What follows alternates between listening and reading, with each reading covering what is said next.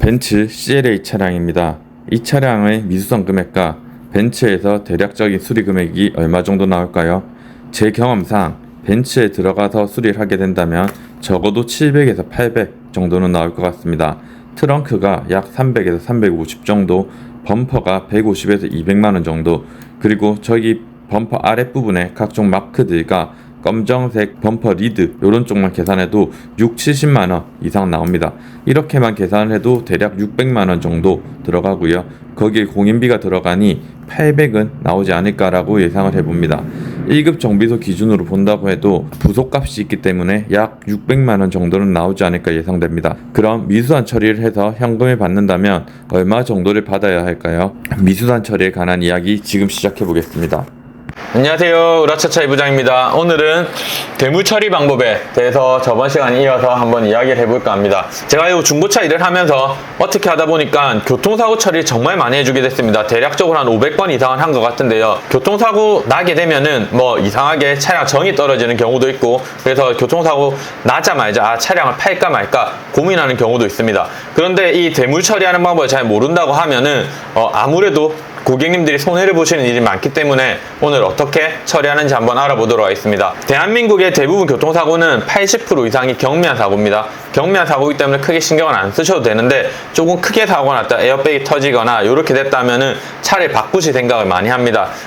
그런데 이제 아무것도 모르고 그냥 차 수리부터 일단 해버리게 되면은 나중에 결국 사고 때문에 감가되는 요인도 있고, 뭐 이런 여러 가지 요인들이 많기 때문에 결국 피해는 사고 나신 당사자들이 가져가는 경우가 많습니다. 그래서 사고가 났을 때 어떻게 처리를 해야 되는지 이런 거 잘 모르시는데요. 대부분 사고가 나게 되면은 보험 출동 기사들은 무조건 수리를 이야기를 합니다. 수리를 하거나 너무 큰 사고가 났을 때는 전손 처리 2개만 이야기를 하는데요. 저는 이제 여기에 미수선까지 넣어서 생각을 해야 된다고 이야기를 드립니다. 왜 보험 출동한 기사들은 자기들과 연계된 곳으로 무조건 수리를 이야기를 하냐 하면은, 이쪽 정비소를 넣게 되면은 또 페이백을 조금 받습니다. 소개비 이런 거를 소정의 소개비를 받기 때문에 무조건 자기들 아는 정비소로 넣어서 수리를 우선적으로 해라고 이야기를 하고요. 전손 같은 경우도 전손 처리를 하게 되면은 차량 가액이 정해진 것 또는 그다음에 중고차 시세 2개 중에 높은 걸로 받습니다. 그래서 이 높은 것 중에서 받고 차량의 소유를 이제 보험회사 쪽으로 가져가게 됩니다. 그럼 보험회사에서는 전손비 주고 그다음에 대물 처리해서 그거를 조금 메꾸는 이런 방식으로 되다 보니까 자기들 쪽으로 좀 유리하게 이야기하는 경우가 있습니다. 그래서 오늘은 정확하게 미수선 처리 잘 받는 방법이고요. 미수선 처리를 알아야지 이 대물 처리에 대한 거를 조금 더 이해를 하실 수가 있습니다. 그래서 대물 처리하는 방법은 실제 수리를 하고 렌터카를 받는 경우가 있고요. 이제 미수선 처리, 현금 처리하는 이런 방식이 있습니다. 요거는 렌터카는 사용이 안 되고 교통비 지급을 해서 비용이 나오게 됩니다. 미수선 처리는 수리 대신 이제 현금을 받는 이제 그런 제도고요. 미수선 처리를 한다고 하면은 안 된다고 하는 간혹 이런 정신 나간 담당자들이 있는데요. 그럴 때는 현금 요구를 하기 때문에 우리가 뭐 잘못된 건 아닌가 이렇게 많이 생각하는데, 민법 394조 금전배상주의에 따라서 당연한 고객의 권리이기 때문에 혹시라도 안 된다고 하면은 민법 394조 요걸 이야기하시면 됩니다. 그리고 이거에 대해서 내가 당연히 미수선 처리 받는다고 불이익을 받거나 할 건 없기 때문에 당당하게 요구를 하시면 됩니다. 대신에 렌트는 안 되고 그거에 맞춰서 교통비로 지급을 하고요. 예전에는 이제 저희가 많이 이야기할 때 견적서를 뽑아서 여기 현대 정식, 뭐 기아 정식 서비스 센터 견적이 이 정도니까 여기 한 80% 달라, 뭐 70% 달라 이렇게 많이 했었는데, 요즘은 정식 서비스 견적을 잘 인정을 안 하는 추세입니다. 그래서 정식 서비스가 아니라 1급 공업사 기준으로 일단 이야기를 해야 되고요. 만약에 진짜 담당자들 요즘에 모르겠다 배째라는 애들이 있습니다. 그런 애들은 보험사 민원을 통해서 담당자 교체를 1차적으로 하면 되고요. 담당자 교체를 했는데도 또 말이 안 통한다 그러면은 금감원 민원을까지 가야 된다고 생각을 하시면 되는데, 금감원 민원을 처음부터 넣고 시작을 하는 건 별로 추천을 안 드립니다. 그래서 미수선 처리를 할 때 가장 중요한 거는 결국은 견적서가 제일 중요합니다. 그래서 내가 1급 공업사에서 어떤 견적서를 어떻게 받아오냐 요거에 따라서 받으실 수 있고요. 제가 앞에서도 말씀드렸듯이 옛날에는 서비스센터 견적이 한 7, 80%를 받아냈습니다. 근데 요즘에는 요렇게 잘 안 되다 보니까 1급 정비센터 견적을 받아서 이제 거기에 맞춰서 한 80에서 90% 정도, 거진 대부분 받는 경우도 있고 80, 90% 정도 받고 이렇게 처리를 도와드리고 있습니다. 그 다음에 혹시나 내가 유리막이나 PPF 이런 걸 했다고 하면은 추가로 보상이 가능하기 때문에 그런 보증서는 꼭 챙겨 놓으셨다가 나중에 추가적으로 보상 청구를 하셔서 그거에 대한 비용도 또 받으시면 됩니다. 그 다음에 대략적으로 미수선 처리에 대한 걸 알려드렸고요. 제가 앞에서 말씀드렸듯이 이렇게 대물 사고가 나게 되면은 수리, 그 다음에 전손, 미수선 처리 3개가 있는데요. 이거에 대한 차이점과 왜 비교를 해야 되는지에 대해서도 한번 이야기 드리도록 하겠습니다. 우선 수리를 하게 되면은 보험사에서 나한테 주는 게 아니라 그냥 정비공장에 바로 돈을 줍니다. 그렇기 때문에 뭐 정비소에서 하든 정직센터에서 하든 아무 상관없이 넣으시면 되고요. 그럼 정비소에서 정비를 하게 되면은 비용을 보험사에다 지급을 하고요. 렌트를 보통 30일 정도 사용이 가능합니다. 이 차량의 소유는 계속해서 손님이 가져가시는 거고요. 대신에 나중에 차량을 파실 때 뭐 교환이라든지 사고가 유사고가 되어서 감가가 되는 내용은 손님께서 감안을 하셔야 됩니다. 이것도 뭐 경락 손해라고 해가지고 비용을 받을 수는 있는데 이거는 신차급에서만 적용이 가능하기 때문에 이거는 사실은 조금 어렵다고 보시면 되고요. 두 번째는 전손입니다. 아까도 말했듯이 차량 가격의 120%까지 수리가 되는데 이거를 넘어간다. 그렇게 되면은 보험회사에서는 전손에 대해서 이야기를 할 겁니다. 그래서 전손 처리를 하게 되면은 차량은 보험회사가 처리를 하게 됩니다. 이 소유권을 가져가는 개념이고요. 그리고 만약에 전손이 1000만 원이고 중고차 시대가 1100만 원이다. 그러면 전손과 중고차 시대 중에 높은 걸 적용하게 돼 있기 때문에 중고차 시대 1100만 원을 선택을 하시면 됩니다. 그렇게 되면은 이제 1100만 원을 나는 받고 차는 보험사에서 잔존물 업체에 넘겨가지고 이제 그거에 대한 비용을 추가적으로 입금을 해주는 이런 경우가 있는데, 전손 금액이 만약에 1000만 원이 나왔다 이렇게 하면은 이 보험회사에서 이 차를 가져갑니다. 보험회사 차를 가져가서 잔존물 업체 올리고, 잔존물 업체에서 만약에 뭐 300만 원 이렇게 처리가 되었다 하면은 보험회사에서 700만 원 주고 잔존물 업체에서 300만 원 들어오고 이렇게 해서 1000만 원을 맞춰주는 구조입니다. 그리고 전손을 하게 되면은 취등록비에 대한 지원이 나오고요. 그 다음에 렌트는 10일까지 가능합니다. 그래서 취등록비는 내 차에 가액, 내가 가입한 보험 가액의 7%까지 적용이 되니까 그거 알고 계시면 되고요. 그 다음에 미수선 처리는 차량 수리는 고객이 하는 거고요. 대신에 돈을 보험사에다 받아오는 겁니다. 그래서 수리비만큼 돈을 받고 이때는 렌트가 안 되고 교통비로 처리가 되고요. 그 다음에 차에 대한 소유권은 내가 가지고 있고 내가 수리를 하든 처리를 하든 그 다음은 결정을 하시면 됩니다. 그래서 저 같은 경우는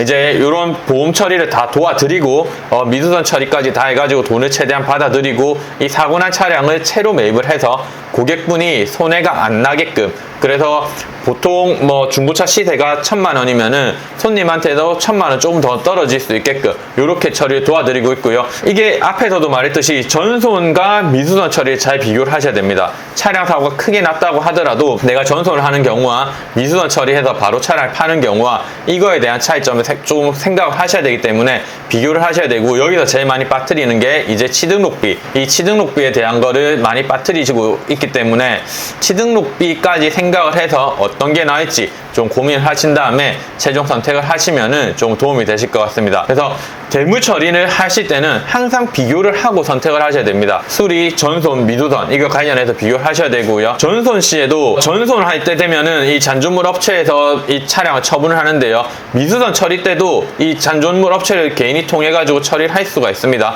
근데 이제 전손이랑 이 미수선 처리 끝에 비교를 하는 거는 취등록비랑 추가 비용 꼭 체크를 하셔가지고 어떤 게 더 나을지 잘 파악을 하셔서 좀 처리를 하시면 됩니다. 보험 보상에는 절대 정답이 없습니다. 그래서 옆에 사람 얼마 받았는데 나는 얼마 해줘 뭐 이런 거는 사실 말이 안 되고요. 이제 저희 같은 경우는 좀 많이 해보다 보니까 이제 견적서가 이렇고 뭐 이런 상황인데 이거에 대해서 좀 조금 더 보상을 해달라, 처리해달라 이런 식으로 말을 좀 잘 맞춰가지고 하다 보니까 일반적으로 뭐 한두 번 해본 고객님들보다는 이 대하라든지 아는 분들도 조금 있고 보험 쪽에, 그렇다 보니까 처리가 좀 잘 되는 거고요. 고객님들이 혹시라도 개인적으로 처리할 때는 뭐 절대로 쫄거나 내가 이렇게 약자인 것처럼 할 필요는 없습니다. 그래서 할 말 다 하시고 뭐 소리부터 지르지 마시고 차근차근 대응 잘 하시면은 어느 정도 처리가 요즘 좀 잘 되는 추세고요. 보험사 자체 민원으로 담당자 교체가 가능합니다. 제가 앞에서도 말했듯이 이 담당자가 신경을 안 쓰는 것 같고 내가 이 이야기를 하면 모르겠다, 배째를 하는 분이면은 그냥 담당자 교체해달라고 보험사에 민원을 먼저 넣으시면은 이제 담당자가 바뀌게 되고요.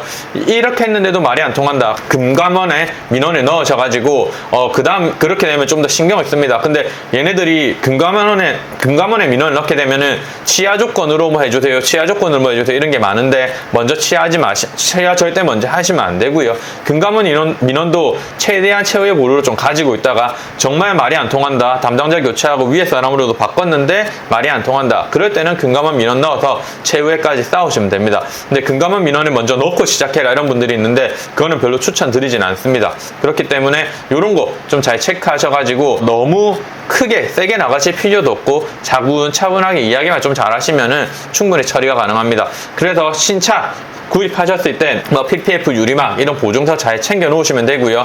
대물 처리도 무조건 좀 잘 체크를 하셔가지고 쫄지 마시고 담당자랑 잘 이야기를 하면은 요즘 1급 센터 견적 기준으로는 한 90%, 80, 90% 정도까지 제가 최근에 받는 것 같습니다. 그래서 그렇게 하시면 되고 옛날 이제 서비스 견적에서는 한 70, 80% 정도 이렇게 처리를 받았었고 간단하게 말씀을 드리자면 국산차 같은 경우는 뭐 범퍼만 이렇게 경미한 사고로 나갔다 하면 한 7, 80만 원 정도에서 미수선 처리를 하고 수입차 같은 경우는 범퍼 나갔다 하면 한 150에서 200만 원 정도 선에서 처리를 하고 있습니다. 그래서 범퍼 같은 경우도 국산차도 한 70에서 100만 원, 수입차는 150에서 한 200 정도 요 정도 잡으시면 되고 혹시나 뭐 라이트가 나갔다거나 이렇게 하시면 또 금액이 달라집니다. 요즘 라이트 자체가 비싸기 때문에 그렇게 하게 되면은 견적을 조금 1급 정비소가 더 견적비를 주더라도 제대로 된 견적을 내고 그 다음 처리를 하시면 됩니다. 이게 혹시라도 뭐 차량 처분 계획이 있다거나 이 사고 난 채로 하겠다 하시는 분들은 연락을 주시면은 제가 견적, 미수선 처리 다 도와드리고 이제 마지막